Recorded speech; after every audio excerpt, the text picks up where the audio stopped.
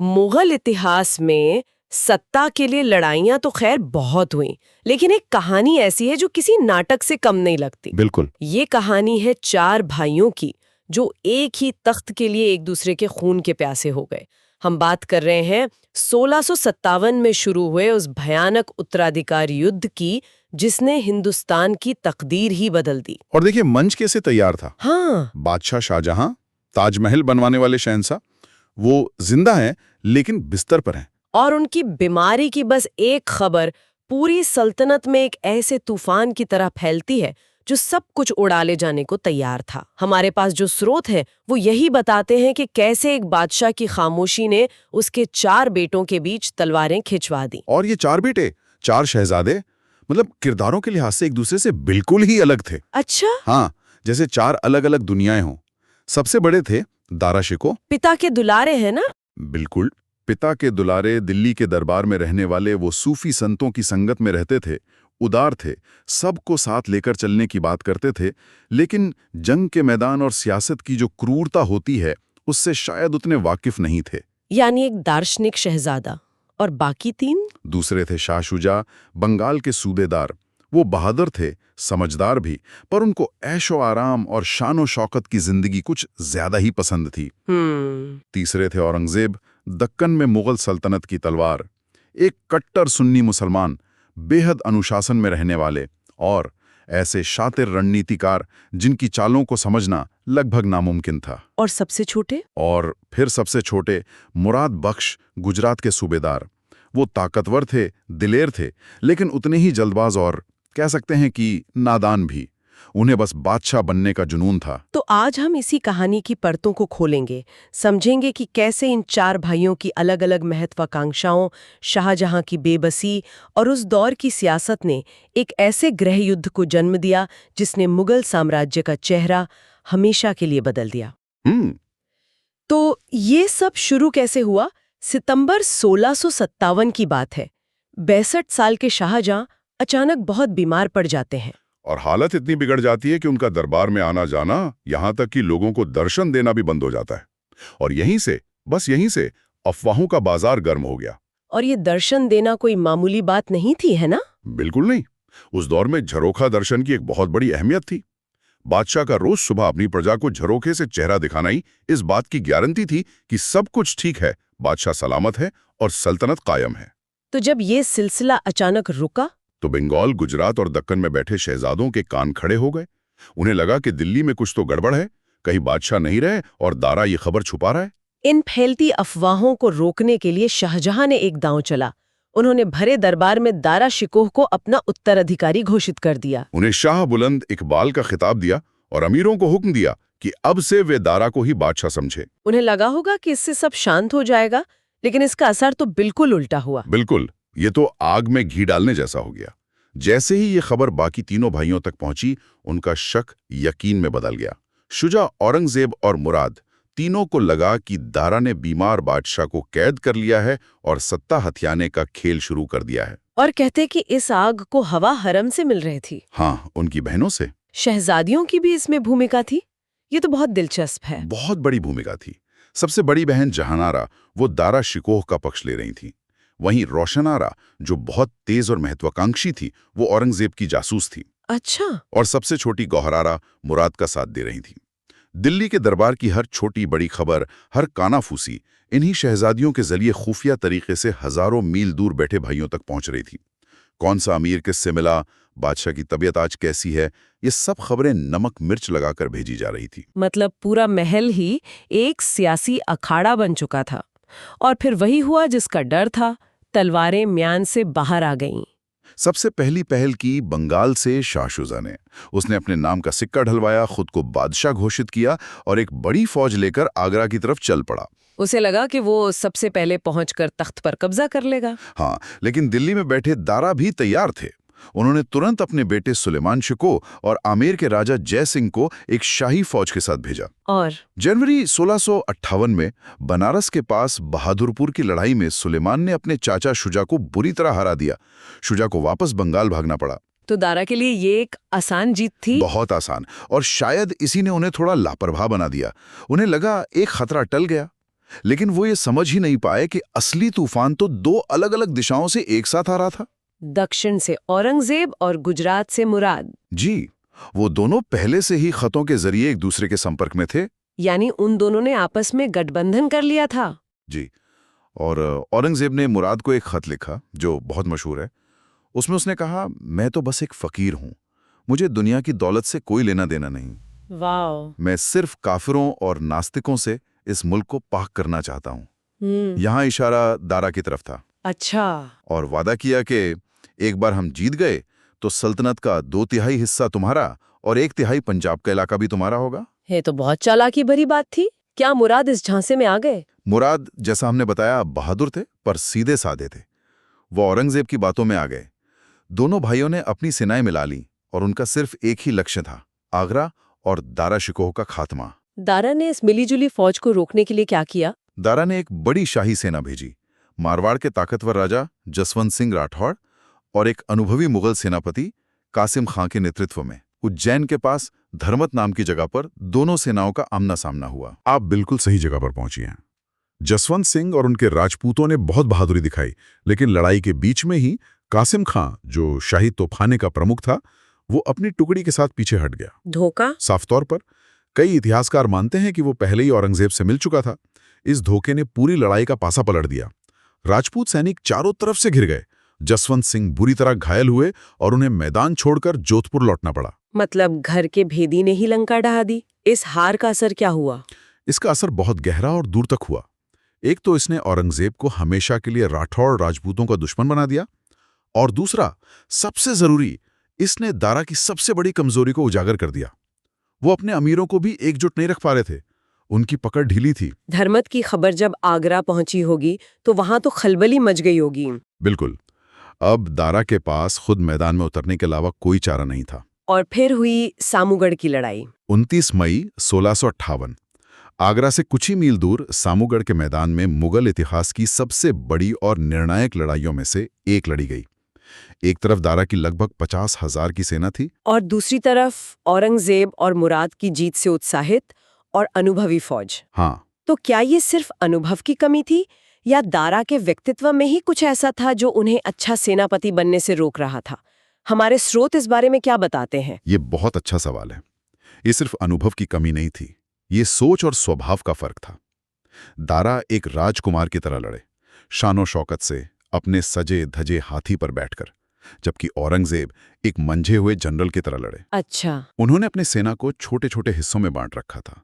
उनके पास रिजर्व टुकड़ियां थी और उनकी हर चाल पहले से सोची समझी थी। लड़ाई के एक अहम मोड़ पर जब दारा की सेना जीतती दिख रही थी, किसी ने उन्हें सलाह दी कि हाथी से उतरकर घोड़े पर आ जाएं। और ये एक बहुत बड़ी गलती साबित हुई। बहुत बड़ी। क्यों? इससे क्या फर्क पड़ा? जैसे ही दारा के सैनिकों ने उनका हौदा खाली देखा, उनमें अफवाह फैल गई कि शहजादा मारा गया। सेना में भगदड़ मच गई। औरंगजेब ने इसी मौके का फायदा उठाया और बची खुची शाही सेना को रौंद डाला। और दारा को अपनी जान बचाकर भागना पड़ा। वो इतने शर्मिंदा थे कि आगरा में अपने पिता शाहजहां से मिले बिना ही अपने परिवार को लेकर दिल्ली की तरफ भाग गए।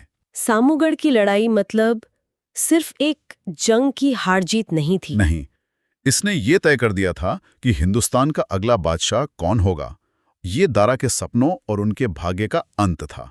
सामूगढ़ की जीत के बाद औरंगजेब और मुराद सीधे आगरा पहुंचे। अब सत्ता उनके हाथ में थी। जी, उन्होंने आगरा के किले को घेर लिया, लेकिन लड़ने की बजाय औरंगजेब ने एक और चाल चली। उन्होंने किले में यमुना नदी से जो पानी आता था उसे ही बंद करवा दिया। ओहो। किले के अंदर शाहजहां और उनके वफादार सैनिक गर्मी और प्यास से बेहाल हो गए। आखिरकार मजबूर होकर शाहजहां को किले के दरवाजे खोलने पड़े। और इसके बाद क्या हुआ? क्या बेटे ने अपने बाप को माफ कर दिया? नहीं, यहीं से मुगल इतिहास का एक बहुत दर्दनाक अध्याय शुरू होता है। औरंगजेब ने अपने पिता हिंदुस्तान के शहंशाह शाहजहां को उसी आगरा के किले में कैद कर लिया। उसी किले में? हाँ, सत्ता अब पूरी तरह से औरंगजेब के हाथों में थी। और सत्ता हाथ में आते ही उसने अपने रास्ते के कांटों को साफ करना शुरू कर दिया होगा। सबसे पहले कौन निशाने पर आया? सबसे पहले बारी आई उसके अपने सहयोगी, अपने भाई मुराद की, जिसने उसे जिताया था। हाँ, औरंगजेब जानता था कि मुराद बादशाह बनना चाहता है और वो एक सीधा साधा लेकिन ताकतवर प्रतिद्वंदी है। जो आज दोस्त है वो कल दुश्मन बन सकता है। तो मुराद से कैसे छुटकारा पाया? औरंगजेब ने मुराद को साथ लेकर दारा का पीछा करने के बहाने दिल्ली की ओर कूच किया। रास्ते में मथुरा के पास उसने मुराद के सम्मान में एक बड़ी दावत रखी, उसे शिकार पर बुलाया, उसकी बहादुरी की तारीफें की और खूब शराब पिलाई। हाँ, जब मुराद नशे में धुत होकर सो गया तो औरंगजेब के वफादार सैनिकों ने उसे चुपके से पकड़ लिया और जंजीरों में जकड़ दिया। ये तो सरासर धोखा था। ये क्रूर सियासत थी। मुराद को पहले दिल्ली के सलीमगढ़ किले में और फिर ग्वालियर के किले में कैद रखा गया और 3 साल बाद दिसंबर 1661 में एक पुराने कत्ल का इल्जाम लगाकर उसकी गर्दन कलम कर दी गई। जिस भाई ने उसे तख्त तक पहुंचाया वही तख्त के लिए सबसे पहला कुर्बान हुआ। बिल्कुल। अब बचा सबसे बड़ा कांटा, दारा शिकोह। हाँ, दारा। औरंगजेब ने दिल्ली पहुंचकर अपना पहला राज्याभिषेक करवाया और अपनी सबसे अच्छी सेनाएं दारा का पीछा करने भेज दी। दारा की जिंदगी एक भगोड़े की जिंदगी बन गई। वो दिल्ली से लाहौर, लाहौर से सिंध, सिंध से गुजरात, फिर अजमेर मदद की भीख मांगते फिरे। लेकिन किसी ने मदद नहीं की। जोधपुर के राजा जसवंत सिंह ने पहले मदद का वादा किया, पर औरंगजेब के दबाव में आकर वो भी मुकर गए। उसका अंत कैसे हुआ? अजमेर के पास दौराई में एक और लड़ाई में हारने के बाद दारा ने अफगानिस्तान की तरफ भागने की कोशिश की। रास्ते में बलूचिस्तान में मलिक जीवन नाम के एक सरदार ने उन्हें पनाह दी। मलिक जीवन? हाँ, और विडंबना देखिए, इसी मलिक जीवन की जान कभी दारा ने ही शाहजहां के गुस्से से बचाई थी। पर उसने? लेकिन मलिक जीवन ने दौलत के लालच में दारा के साथ धोखा किया और उसे पकड़कर औरंगजेब की सेना के हवाले कर दिया। और दिल्ली में उसके साथ क्या सुलूक किया गया? जो सुलूक किया गया वो मुगल इतिहास के सबसे काले पन्नों में से एक है। दारा और उनके बेटे को जंजीरों में जकड़कर एक मैले कुचले हाथी पर बिठाकर दिल्ली की सड़कों पर घुमाया गया। उन्हें अपमानित करने के लिए? हाँ, स्रोत बताते हैं कि दिल्ली के लोग जिन्होंने दारा को हमेशा एक उदार और नेक शहजादे के रूप में देखा था, उसे इस हाल में देखकर रो पड़े थे। ये सिर्फ एक शहजादे का अपमान नहीं था, ये एक उम्मीद का जनाजा था। और फिर आखिरकार 30 अगस्त 1659 को दरबार के उलमाओं से दारा को इस्लाम का दुश्मन करार दिलवाकर उसका सर कलम कर दिया गया। कहते हैं कि दारा का कटा हुआ सर एक थाल में रखकर शाहजहां के पास आगरा के किले में भेजा गया था। और बचे शुजा, उनका क्या हुआ? जब शुजा ने सुना कि औरंगजेब दारा का पीछा करने में लगा है तो उसने बंगाल से एक और कोशिश की। वो अपनी फौज लेकर इलाहाबाद तक आ पहुंचा। लेकिन जनवरी 1659 में खानवा की लड़ाई में औरंगजेब की सेना ने उसे भी हरा दिया। शुजा अपनी जान बचाकर भागा। मुगल सेना ने उसका पीछा नहीं छोड़ा और वो भागते भागते अराकान यानी आज के बर्मा पहुंच गया। वहां उसे शरण मिली? वहां के स्थानीय राजा ने पहले तो शरण दी, लेकिन बाद में खजाने के लालच में शुजा और उसके पूरे परिवार को बेरहमी से मरवा दिया। यानी 4 साल के अंदर एक एक करके सारे भाई खत्म हो गए। भाई ही नहीं, उनके बेटे भी। दारा के बेटे सुलेमान शुकोह को ही पकड़कर ग्वालियर के किले में कैद कर दिया गया था। मई 1662 में उसे रोज धीमी जहर, जिसे अफीम का पोस्ता कहते थे, देकर तिल तिल कर मार डाला गया। तो 1662 तक औरंगजेब ने तख्त के हर एक दावेदार को या तो मार दिया था या कैद कर लिया था। अब मुगल सल्तनत पर सिर्फ एक ही नाम था, आलमगीर औरंगजेब। तो इस पूरी खूनी कहानी का मतलब क्या निकलता है? एक बीमार बादशाह, 4 शहजादे और अंत में एक विजेता। शाहजहां का क्या हुआ? शाहजहां ने अपनी जिंदगी के आखिरी 8 साल आगरा के किले में एक कैदी की तरह गुजारे। उनकी बेटी जहां आरा उनकी देखभाल करती थी। उन पर कड़ा पहरा था। बहुत। वो किसी से मिल नहीं सकते थे। कहा जाता है कि वो किले के शाहबुर्ज से बस खामोशी से अपनी बनवाई सबसे खूबसूरत इमारत ताजमहल को देखते रहते थे। और 22 जनवरी 1666 को ताजमहल पर नजरें टिकाए हुए ही उनकी मौत हो गई। ये सिर्फ एक परिवार की त्रासदी नहीं थी। इस युद्ध ने मुगल साम्राज्य की रूह को बदल दिया। कैसे? दारा शिकोह की हार सिर्फ एक शहजादे की हार नहीं थी।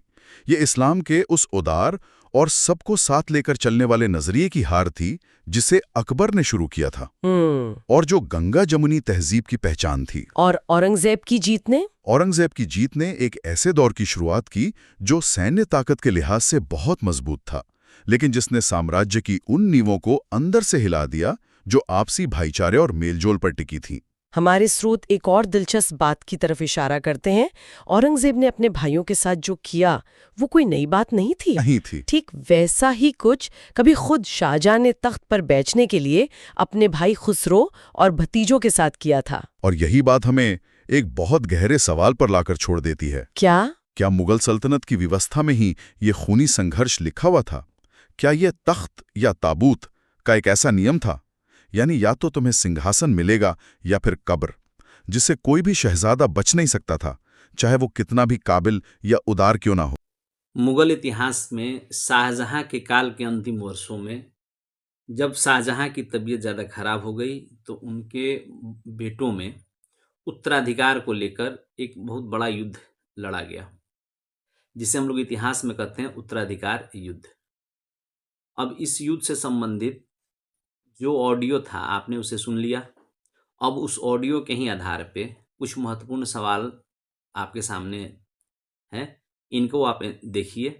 ये सभी सवाल जो है काफ़ी इम्पोर्टेंट है किसी भी एग्जाम के दृष्टि से। चलिए पहला सवाल हम लोग देखते हैं कि मुगल उत्तराधिकार की कौन सी परंपरा ने शाहजहां के पुत्रों के बीच युद्ध में योगदान दिया। देखिए इसका जो डी ऑप्शन है कि उत्तराधिकार के किसी निश्चित कानून का अभाव, जहां तलवार की ताकत ही निर्णायक होती थी। मुगल में कोई ऐसा नियम नहीं था कि जो बड़ा बेटा है वही शासक बनेगा। इस कारण क्या था कि सारे बच्चे चाहते थे कि मैं शासक बन जाऊं, और इस कारण ही ये उत्तराधिकार युद्ध हुआ। दूसरा सवाल है कि शाहजहां के पुत्रों के बीच उत्तराधिकार युद्ध का मुख्य तत्कालिक कारण क्या था।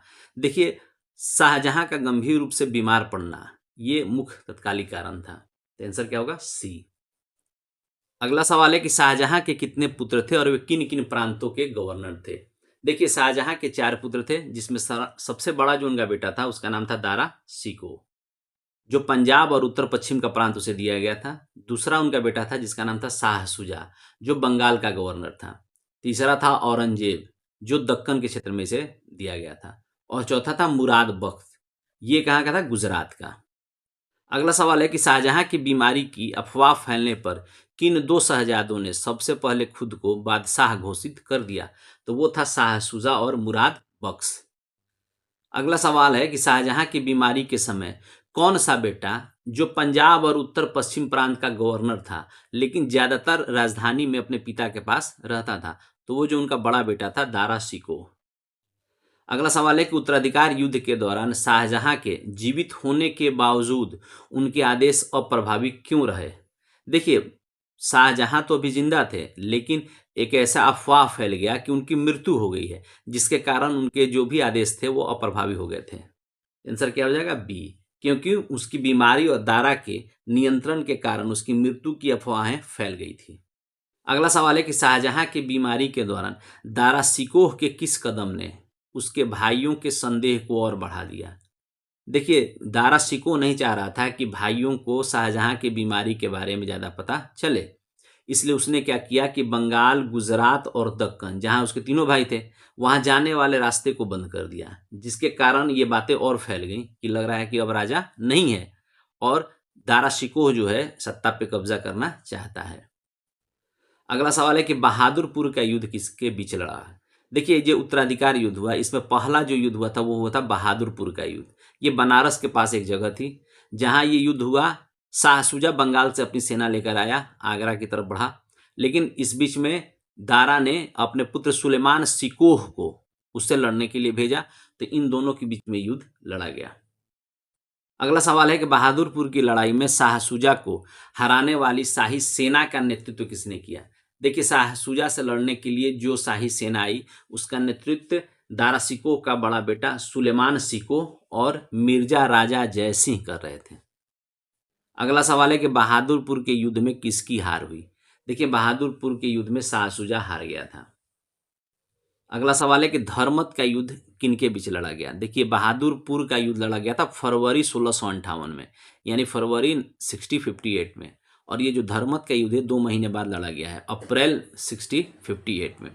ये लड़ाई लड़ी गई औरंगजेब और मुराद बख्श जो छोटा बेटा था, ये दोनों उधर से सेना लेकर आए और इधर से शाही सेना के बीच। तो आंसर क्या हो जाएगा? डी। अगला सवाल है कि धर्मत के युद्ध में शाही सेना का नेतृत्व किसने किया। देखिए शाही सेना का नेतृत्व कर रहे थे जसवंत सिंह राठौर। अगला सवाल है कि धर्मत का जो युद्ध हुआ उसमें किसकी हार हुई। इसमें जो शाही सेना थी इसकी हार हो गई थी, जो जसवंत सिंह राठौर के नेतृत्व में थी। अगला सवाल है कि किस लड़ाई की जीत के बाद औरंगजेब ने फतेहाबाद नामक नगर की स्थापना की। वो हुआ था धर्मत की लड़ाई के बाद। अगला सवाल है कि सामूगढ़ की लड़ाई कब लड़ी गई। देखिए सामूगढ़ की लड़ाई लड़ी गई 29 मई 1658 यानी 29 मई 1658 में। जब शाही सेना एक बार हार गई धर्मत के युद्ध में, तो अब दारा शिकोह ने खुद युद्ध में लड़ने का फैसला किया और ये लड़ाई लड़ी गई सामूगढ़ की लड़ाई, जो आगरा के पास है। तो अगला सवाल भी यही पूछ रहा है कि सामूगढ़ का युद्ध किनके किनके बीच हुआ। तो इसमें औरंगजेब और दारा शिकोह के बीच। अगला सवाल है कि सामूगढ़ की लड़ाई में दारा शिकोह की हार का एक महत्वपूर्ण मोड़ क्या था। देखिए सामूगढ़ की लड़ाई में दारा शिकोह की स्थिति मजबूत थी, लेकिन उसे किसी ने सलाह दे दिया कि आप हाथी से उतर के घोड़े पर सवार हो जाओ, जिसके कारण दारा शिकोह घोड़े पर सवार हो गया। अब उसके सैनिकों ने जब हाथी को देखा तो उसका जो हौदा होता है जहां राजा बैठता था वो खाली दिखा। तो सैनिकों को यह भ्रम हो गया कि राजा मार दिया गया है, जिसके कारण सैनिकों का मनोबल डाउन हो गया और उनकी हार हुई। तो इसका आंसर क्या हो जाएगा, ए, उसका अपने हाथी से उतरकर घोड़े पे सवार होना। अगला सवाल है कि किस लड़ाई को उत्तराधिकार के युद्ध का निर्णायक संघर्ष माना जाता है, जिसने व्यवहारिक रूप से औरंगजेब के लिए सिंहासन का मार्ग प्रशस्त कर दिया। वो लड़ाई थी सामूगढ़ के युद्ध, जिसमें दारा शिकोह हार गया था। अगला सवाल है कि सामूगढ़ में औरंगजेब की जीत के बाद सम्राट शाहजहां का क्या हुआ। देखिए सामूगढ़ में जब औरंगजेब जीत गया तो वह आगरा के किले के पास पहुंचा। उसने किले की घेराबंदी कर दी, जो वहां पानी की सप्लाई होती उसको भी बंद कर दिया, जिसके कारण शाहजहां को मजबूर होकर समर्पण करना पड़ा। और जब औरंगजेब किले में गया तो उसने शाहजहां को कैद कर दिया, यानी उनको अपना शेष जीवन जो है जेल में ही रहना पड़ा। तो आंसर क्या होगा, उन्हें अपने शेष जीवन के लिए आगरा के किले में कैद कर दिया गया। अगला सवाल है कि शाहजहां को आगरा के किले के किस हिस्से में बंदी बनाकर रखा गया था, जहां से वो ताजमहल को देख सकता था। तो वो जगह था शाह बुर्ज या मुसम्मन बुर्ज। एक सवाल यह है कि कैद में जब वो 8 बरस रहे तो उनकी देखभाल किसने की। उनकी एक बड़ी बेटी थी जहान आरा। अगला सवाल है कि देवराई का युद्ध कब लड़ा गया। देखिए देवराई जो है अजमेर के पास है और ये लड़ाई लड़ी गई थी अप्रैल 1659 में, यानी अप्रैल 1659 में। अगला सवाल है कि देवराई का युद्ध किनके किनके बीच लड़ा गया। देखिए देवराई का जो युद्ध है ये दारा शिकोह का एक अंतिम प्रयास था औरंगजेब से लड़ने का, लेकिन इस युद्ध में भी दारा शिकोह हार गया और उसकी निर्णायक हार हो गई। तो आंसर क्या होगा, दारा शिकोह और औरंगजेब की सेना के बीच। अगला सवाल है कि देवराई का जो युद्ध है उसमें दारा शिकोह को किस राजपूत शासक से सहायता का आश्वासन मिला था, जिसने अंत में वादा तोड़ दिया। देखिए जसवंत सिंह जो थे उन्होंने सहायता का वचन दिया था, लेकिन बाद में वो उससे अलग हो गए। अगला सवाल है कि देवराई के युद्ध का तत्काल परिणाम क्या था। देखिए देवराई का युद्ध दारा शिकोह का अंतिम प्रयास था, यानी ये उसकी अंतिम हार हो गई। अगला सवाल है कि दारा शिकोह को पकड़ने में किस बलूची सरदार ने विश्वासघात किया था। देखिए दारा शिकोह जब अंतिम लड़ाई हार गए देवराई की तो वो अफगानिस्तान की तरफ निकल गए, लेकिन वहां पे एक बलूची सरदार था, उसने धोखा दे दिया और उसने औरंगजेब के सैनिकों से इन्हें पकड़वा दिया। तो उसका नाम था मलिक जीवन। अगला सवाल है कि दारा शिकोह को कब मृत्युदंड दिया गया। तो उनको मृत्युदंड दिया गया था 30 अगस्त 1659, यानी 13 अगस्त 1659। अगला सवाल है कि औरंगजेब ने किस आधार पर दारा शिकोह को मृत्युदंड दिया। देखिए दारा शिकोह का जो स्वभाव था वो उदार व्यक्ति था और औरंगजेब एक कट्टर सुन्नी मुसलमान था। तो उसने उलेमाओं से इस तरह से पेश करवाया कि दारा शिकोह जो है ये विधर्मी है, यानी धर्म को मानने वाला नहीं है। यानी उसने आरोप लगवाया कि धर्म और शरीयत का उल्लंघन करने का आरोप इस पे लगाया गया और उसके बाद उसे मृत्युदंड दी गई। अगला सवाल है कि दारा शिकोह को अंत तक कहाँ दफनाया गया। देखिए दिल्ली में उसे मृत्युदंड दी गई थी और यहीं पे हुमायूं का जो मकबरा है उसमें इसे दफना दिया गया है। अगला सवाल है कि दारा शिकोह का जो पुत्र था सुलेमान शिकोह, इसका क्या हुआ। देखिए सुलेमान शिकोह भी जो है गढ़वाल का राजा जो था उसके पास ये गया था, लेकिन उसने भी धोखा दे दिया और बाद में इसे पकड़ लिया गया और ग्वालियर के किले में कैद कर दिया गया था। वहां इसे जहर देकर मार दिया गया। अगला सवाल है कि किस यूरोपीय यात्री ने अपनी आंखों से दारा शिकोह को मृत्युदंड दिए जाते देखा था और उसका उसने वर्णन भी किया है। तो वो व्यक्ति था फ्रांसवा बर्नियर। अगला सवाल है कि स्रोत सामग्री के अनुसार उत्तराधिकार युद्ध में औरंगजेब की सफलता का एक प्रमुख सैन्य कारण क्या था? देखिए, औरंगजेब जो है ना, मीर जुमला जो कि गोलकुंडा का वजीर था, उससे इसने अपना समझौता कर लिया था।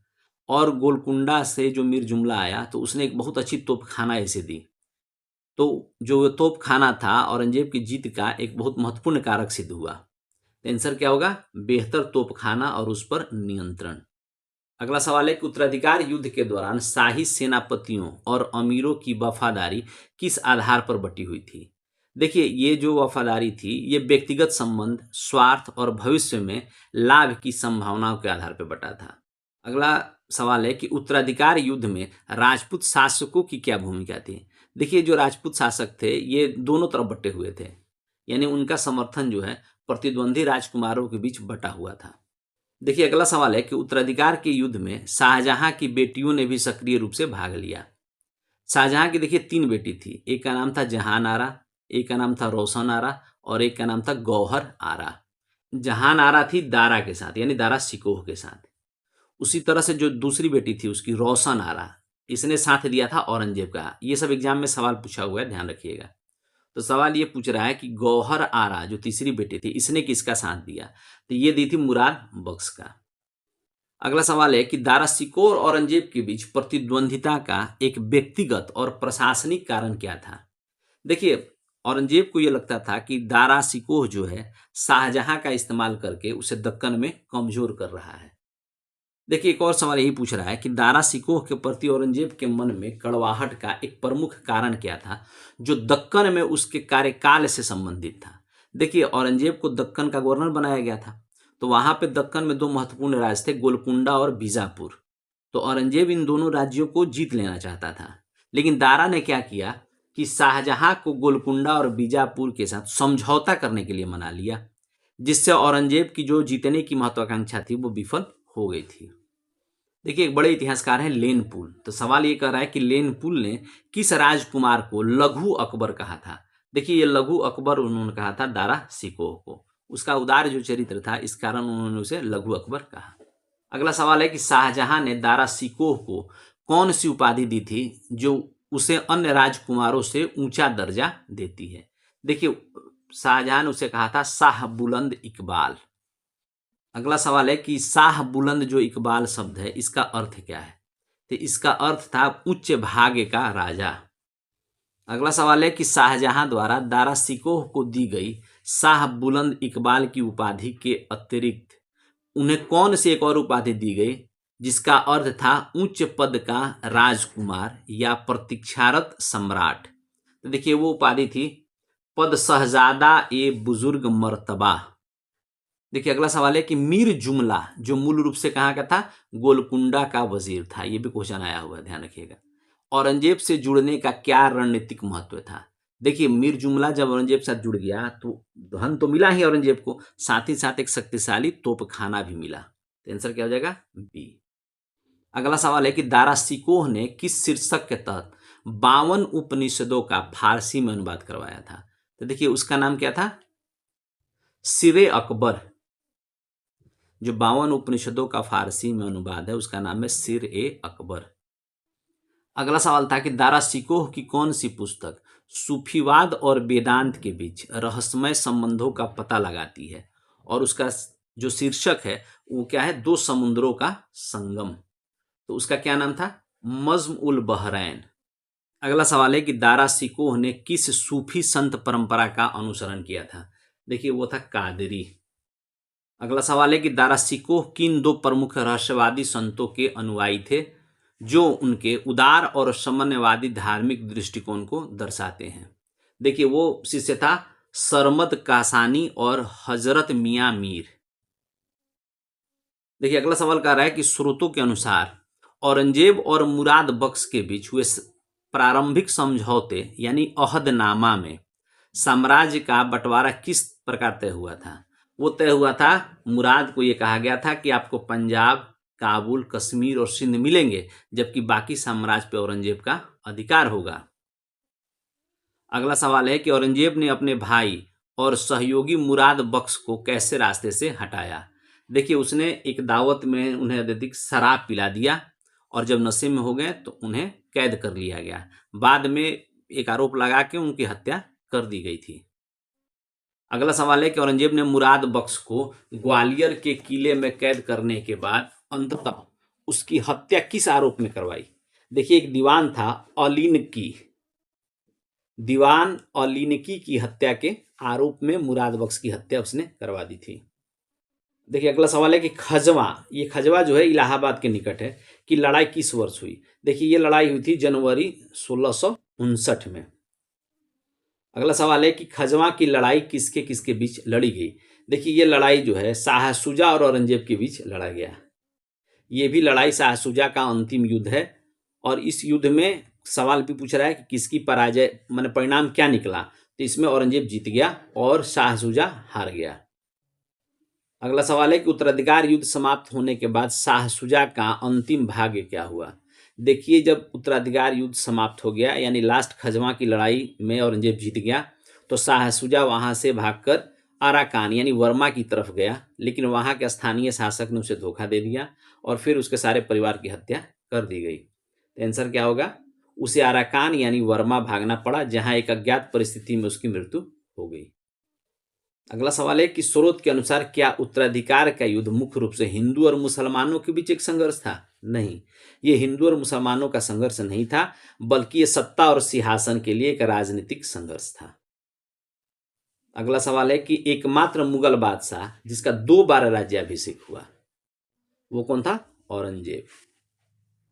अगला सवाल कहता है कि सामूगढ़ के युद्ध में जब औरंगजेब जीत गया दारा सिकोह को हराकर, तो औरंगजेब ने अपना पहला राज्याभिषेक करवा लिया। तो वो कब हुआ था। तो वो हुआ था 31 जुलाई 1658, 31 जुलाई 1658 में दिल्ली में। अगला सवाल ये कह रहा है कि जब अपने भाइयों के खिलाफ सारी लड़ाई जीत गया औरंगजेब, तो फिर उसने दूसरा अपना राज्याभिषेक करवाया और वो करवाया था जून 1659 में।